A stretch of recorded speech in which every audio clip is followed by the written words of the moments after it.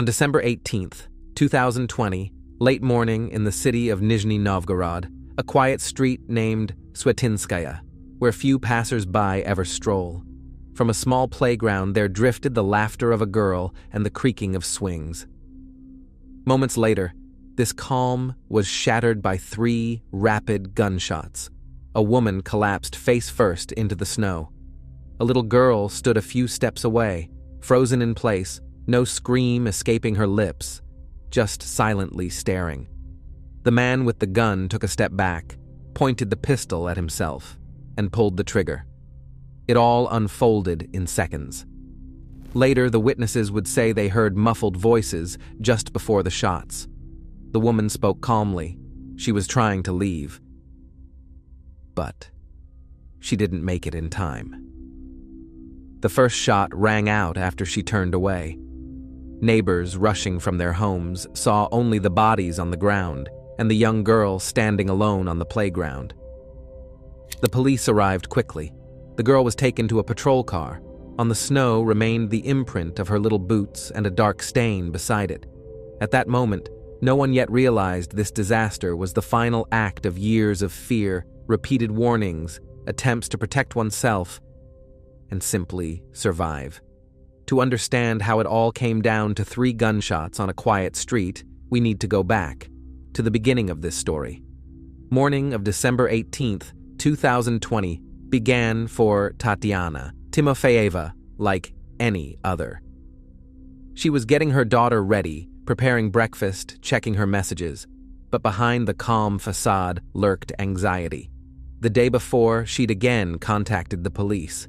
In her report, she said her former husband was threatening her, but the authorities refused to open a criminal case, citing insufficient evidence. It wasn't the first time she'd been turned away. That day, Tatiana agreed to meet with Vyacheslav, who insisted on seeing his daughter. She consented, but with conditions. The meeting would take place only with her present and in a public, open space. She feared him, yet she couldn't fully forbid him from seeing his daughter. Early afternoon, they met near the house on Swetinskaya Street, close to the playground. Before the meeting, Tatiana switched on voice recording on her phone. This conversation would later be key evidence. Their voices sounded calm, but the man's words carried menace. "I've got a gang of hitmen," he said. "They've been paid a lot of money. They'll destroy your family." "Are you out of your mind, Slav?" she asked. He kept going, as if oblivious to her question. "See this ring? It's from a grenade. It's worth it." Tatiana tried to stay steady. She spoke softly, asked him not to scare the girl. The man answered in choppy phrases, no logic in his words, only pressure and fear. Hours before that conversation, Tatiana messaged a friend. "Every day feels like I'm sitting on a powder keg." She sensed the situation was spinning out of control. Her friend urged her to leave, but Tatiana feared that might provoke him. When the phone recording ended, the woman had just enough time to send it to her brother, a law enforcement officer. It was her final cry for help. No one close to her knew at the time that this audio file would become the last living document of her story. That day would be her final one, and it proved something chilling. The hope of resolving things peacefully, even until the very end, can sometimes turn out to be fatal.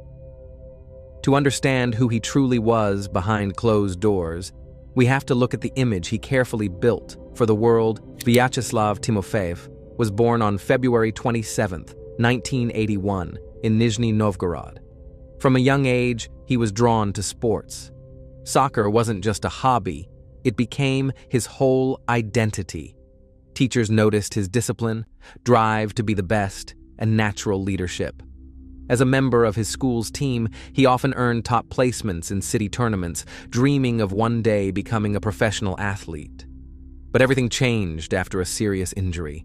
Months of recovery wiped out any chance of a pro career. Still, Vyacheslav didn't let go of sports. He enrolled in Nizhny Novgorod State University, majoring in physical education. Even then, he stood out. persistent, attention-seeking, and skilled at making a strong impression. After graduation, he started working as a coach. Along with a friend, he opened a youth soccer academy called Volga Kids. The project gained traction fast. His teams began competing in regional and national tournaments, and Vyacheslav quickly developed a reputation as a successful mentor. Parents trusted him with their sons and daughters, and colleagues described him as someone who knew how to keep discipline. He cultivated the image of a tough but fair coach, confident, energetic, and inspiring.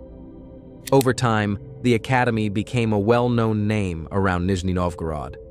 To locals, Vyacheslav was a self-made man. He frequently appeared in photos with young athletes, helped organize tournaments, and received heartfelt thanks from parents. In public, he was polite, cheerful, with not a trace of aggression. No one would have guessed that beneath the surface lay a deep-seated need to dominate and control. Among friends and colleagues, he was respected. He didn't drink, stayed focused on work, and lived the life of a health-conscious athlete. His social media was filled with posts about his family, sports, and coaching career. Standing next to him in many photos was Tatiana, young, beautiful, a successful designer. Their public image was one of a perfect couple. Photos from tournaments and events radiated harmony and stability. To those who only knew him on the field, it was hard to imagine that outside the spotlight, Vyacheslav could become a man who couldn't manage his own emotions. The confidence and desire for control that worked for him professionally slowly bled into his personal life. Vyacheslav was used to being the authority, in the team, in the home, in the community. And when that authority was questioned, irritation flared up. That's when the seeds of what would later define his relationship with his wife began to take root, an obsession with total control. Colleagues recalled his sudden outbursts, moments when things didn't go exactly as planned. But just as quickly, he'd return to his usual friendly self, and those flare-ups were written off as minor quirks of personality against the backdrop of his many good qualities. These moments barely registered. One acquaintance put it this way: he was always about action. He wasn't a hateful guy. He just believed things had to be done his way. That quote would go on to define a man who was used to bending the world around him to his will. Outwardly, he looked like the perfect family man, a respected coach, a loving father. But beneath that image grew a hunger for control and the belief that he had the right to make decisions for everyone around him. In public, he came off like a model husband, but behind closed doors, any disagreement felt to him like a direct threat to his authority. This contrast went unnoticed for a long time. To the outside world, Vyacheslav Timofeyev was accomplished and admired. But inside the home, a very different reality was taking shape, one no one around him ever saw. Tatiana Dobrovolskaya was born and raised in Nizhny Novgorod. From an early age, she had a passion for art and fashion. She loved sketching clothes and coming up with designs. By the time she was 8, she had sewn her first dress. After high school, she enrolled in a vocational program for sewing and tailoring, and soon after opened her own studio. Clients loved her for her refined taste and meticulous attention to detail. Eventually, Tatiana launched her own clothing line under the name Timofeeva. Her work struck a balance between elegance and practicality. She was driven and always eager to grow, participating in runway shows, collaborating with designers, and believing deeply in the power of hard work to transform a life on social media. She often posted about creativity, love, and family. Long before the tragic events that would claim her life, she once wrote, "I know a lot about self-esteem and self-love. Because I have known so much of the opposite, I know what it means to betray yourself every day just to seem like a good person." That line would later come to symbolize everything she endured. Tatiana met Vyacheslav when she was 16. 2 years later, they got married. At first, It looked like a picture-perfect love story. Smiling selfies, sweet captions, posts about marriage and togetherness. She wrote about partnership and mutual respect. In one post, she quoted her husband. "He says he'll still love me, even when I'm old and heavier. The only thing that matters is being close." But over time, the tone of her posts began to shift. She started writing about patience, exhaustion, and the importance of staying calm. One caption read, "My husband and I never fight. It's just that we don't see the point in arguing over who's right or wrong." Behind that sentence was another truth: constant tension and the quiet pressure to watch every word. Her loved ones noticed the change. Tatiana became more withdrawn, avoided talking about the future, and steered away from any conversation about her family. The first signs of trouble surfaced during her pregnancy. She confided that her husband would become irritated for no reason, monitoring her every move. After their daughter was born, his aggressive behavior intensified. He'd yell at the girl, say she wasn't right, and call her a failed mistake. Tatiana started keeping a journal. In those pages, she wrote about fear, guilt, and helplessness. It was her only outlet, a space where she could process what was happening, and even there, she didn't lash out or blame him. She just tried to understand what she had done wrong. She worked hard to keep up the appearance of a normal life, sewing, taking on clients, smiling in photos. But beneath that smile, two things kept her going: her daughter, and a fear so constant it had become a part of her daily life. It was that fear that sparked her plan to escape. When her home no longer felt like a safe place, Tatiana realized staying meant putting herself at risk. Leaving wasn't a sudden impulse. For nearly 9 months, she quietly mapped out her exit, building a plan to save herself and her daughter, one careful step at a time. The first move was to sell the apartment she had purchased before their marriage. She did it discreetly, through a realtor she trusted, making sure Vyacheslav wouldn't catch wind of the deal. The money went toward a new place, and she kept the address hidden, even from those closest to her. The apartment was across town, and renovations had already begun, quietly, without signs, without calls, all handled by friends and low-profile contractors. She started moving their things out little by little, bag by bag, never enough at once to raise suspicion: her daughter's toys, paperwork, clothes. A close friend, one of the few she confided in, later said every detail was carefully planned, down to spare keys and the times Vyacheslav would typically be away from home. This wasn't a rash decision. For her, escaping was the only way to survive. The move happened on February 2nd, 2020. That day, she picked up her daughter, leaving most of the furniture behind. She turned off her phone temporarily to throw him off. Her friend helped with the move. That night, in the new apartment, they finally slept. Really slept. For the first time in a long while, it was a fragile illusion of safety. But at the time, Tatiana believed the worst was over. Within days, Vyacheslav realized they were gone. He started frantically calling friends, relatives, anyone who might know where they were. It later came to light that he'd secretly been tracking Tatiana's social media activity, reading into her posts, and trying to extract information from mutual acquaintances. Her escape triggered his obsessive need to regain control. After relocating, Tatiana tried to stay cautious. She didn't block him from seeing their daughter, but insisted on being present for any visits. In May, she let her guard down, trusting him with a short visit alone. That decision would turn out to be a devastating mistake. Vyacheslav used the opportunity to take the girl and hide her at a relative's house. Tatiana reached out to the police, but was met with indifference.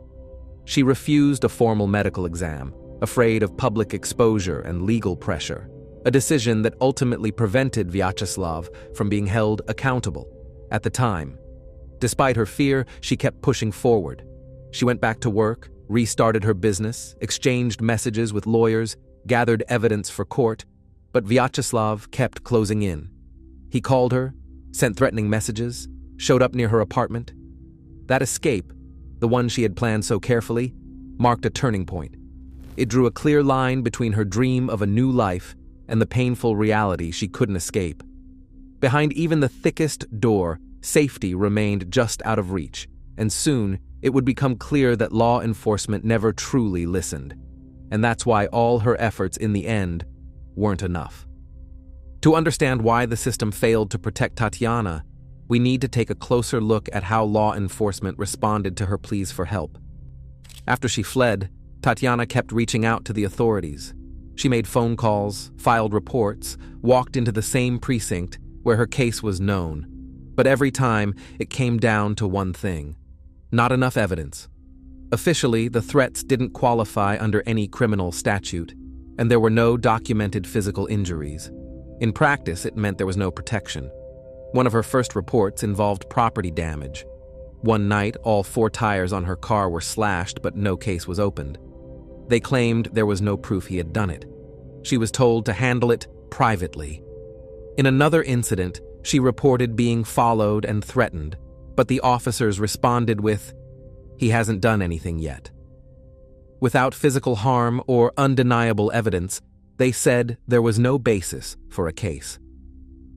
None of her reports ever made it to court. The attorneys Tatiana consulted explained that the legal system for protecting victims of domestic aggression in Russia was practically non-functional. Without a medical report and visible injuries, a statement held no legal weight. Even a restraining order, a common legal tool in many countries, doesn't exist in Russian law. Tatiana knew she was trapped between law and bureaucracy, a place where justice had no footing. Vyacheslav, emboldened by this lack of accountability, only became more hostile. He sent threatening, insulting messages, writing that he could do whatever he wanted. When Tatiana tried to involve the police over inappropriate messages he had sent their daughter, the request was denied. They said a digital forensics exam would be too complex and raised too many questions. Her brother, Valery Byron, worked in law enforcement. He understood the system from the inside and had repeatedly advised her to record conversations with her ex. He admitted there was little police could do without clear signs of physical harm. On paper, they had no reason to detain him or place any restrictions, Valerie said. Until there's blood, there's no case. Those words turned out to be prophetic. The law didn't offer mechanisms to protect women in her position. Even with the threats, recordings, and written statements, the process got stuck in paperwork. Police followed protocol, but never stepped in to prevent real danger. For Tatiana, it was the final devastating realization. She was truly alone in this fight. The very system that was meant to protect her had turned away. And when she heard his voice again, full of threats, full of the confidence that nothing would happen to him, there was no one left to intervene. From there, everything happened fast. She never had the chance to file one last report. The conversation began calmly, just like so many before it. Tatiana knew she was taking a risk by meeting with him, yet she still came, for the sake of her daughter, for the sake of keeping some kind of boundaries in place. Before she approached him, she started recording on her phone with a familiar motion, as if it had become part of her survival routine. She didn't know she was capturing the final minutes of her life. The man spoke with confidence, almost too much of it. There was no shouting in his voice, only a cold, deliberate certainty. He talked through details that sounded like a script planned well in advance. He mentioned people he claimed to have paid to take out the family, talked about his weapon, about a grenade, as if trying to convince not her but himself that everything was under control. Tatiana didn't raise her voice. She understood all too well that any emotion might be interpreted as a challenge. Her answers were short and restrained, filled more with confusion than fear. She tried to steer the conversation back to their daughter, back to reason, back to anything that might calm him down. But the longer they spoke, the clearer it became. He hadn't come to talk. He'd come to finish something he had been planning for a long time. The recording captures her attempts to keep the conversation peaceful. She reminds him about their daughter, about the need to speak calmly. But underneath her voice is the quiet realization that there is no way back. His tone grows harder, his words precise, like a final judgment. He repeats that everything is decided, and there's no threat in his voice. Only fact. This meeting wasn't an emotional outburst. It was methodical, cold pressure. He listed his supposed proofs of power, referenced his weapon, hinted at connections and money, building a suffocating atmosphere of inevitability around her. Every point he made led to one message: she had no chance. Several times, Tatiana tried to bring the conversation back to their daughter, the only place where something human might still exist. She told him that the girl needed a father, that visits were possible if things stayed calm. But nothing she said reached him. He wasn't listening anymore. His answers became shorter, his pauses longer. Only a few minutes had passed since the start of the recording. But in those minutes, you can hear the entire dynamic of a relationship that once looked like a family, from silent fear to the realization of the inevitable. Tatiana managed to send the recording to her brother and a few close relatives. Maybe she sensed that the conversation wouldn't be the end of it. For her, the recording wasn't just evidence. It was a way to leave a trace if something irreversible happened. Minutes after the audio cut off, he pulled out the weapon. It happened right near the playground where their daughter had been playing. A few short sounds, and then silence. This conversation became the final line, the point beyond which there were no more pleas, no more explanations. It wasn't a sudden impulse, but the final act of control by a man who had long believed he ruled everything and everyone around him. And the recording Tatiana made now plays like a timeline of fear, the kind society so often dismisses as a family issue. The tragedy unfolded in broad daylight, right in front of people passing by. Investigators would later confirm that he pulled out the weapon just as Tatiana began to step away. He fired at her from behind. It all lasted less than a minute. She passed instantly. Vyacheslav ended his own life seconds later. Hours after the incident, a scheduled post appeared on his social media page. Remember us this way, 19 years, from the first kiss to the last. Today is the finale. Pride destroyed us both. Score 0-0. But we were happy. Cherish love. Beneath the text were family photos and 2 songs. The post had clearly been prepared in advance, as if he'd been planning this ending long before that day. The next day, Tatiana's body was released to her family. Her funeral took place on December 22nd. Dozens of people from Nizhny Novgorod came, neighbors, clients from her studio, friends. Many said they still couldn't believe what had happened. A kind, calm, joyful woman. And such an ending. The following day, Vyacheslav was buried. At his funeral, the tone was different. This can't be real. He wasn't capable of this. To many, he was still the respected coach and head of a youth soccer school, a caring mentor to boys and girls on the field. Neighbors said the family had always seemed exemplary. He always said hello, polite, well-mannered. We never would have guessed, recalled residents of the building. Colleagues from the sports school said that up to his very last day, he appeared calm, involved in preparing for competitions, showing no signs of instability. The contrast between his public persona and the reality behind closed doors was striking. He could smile in front of others and threaten at home, be a role model to athletes and a tyrant to his family. The investigative committee opened a case under the statute related to a criminal act and launched an internal review into the police officers who previously failed to act on Tatiana's reports. But the investigation was quickly closed. The suspect was deceased.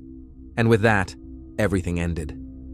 A story that could have become a landmark case about protecting a woman turned into another statistic. His final words, finale, and 00 became symbols of the confidence with which he decided to close the chapter himself. The main concern became the future of their daughter. She had been nearby on the playground during the tragedy and witnessed the loss of her mother. Psychologists worked with her for a long time. Relatives surrounded her with care, shielding her from public attention as much as possible. Specialists noted, however, that trauma like this doesn't fade quickly. Recovery can take years. Public attention didn't disappear after the funerals. Across the Nizhny Novgorod region, Tatiana Timofeeva's story became a symbol of how systemic inaction can lead to irreversible consequences. People discussed how she spent months asking for help, documenting threats, warning authorities, and yet remained without protection. Tatiana's brother, Valery, said he would continue pushing for legislative changes to ensure cases like hers aren't closed without proper investigation. But legally, the case was over. Without an accused person, there could be no trial. The tragedy revived public discussions about the need for laws addressing domestic aggression, but over time, the interest faded. As so often happens, a wave of outrage rises, then disappears, while the underlying problems remain unresolved. The girl's life is slowly stabilizing, though the experience will leave a permanent mark. For Tatiana's family, her memory is not just sorrow. It's a reminder of the destructive impact of indifference.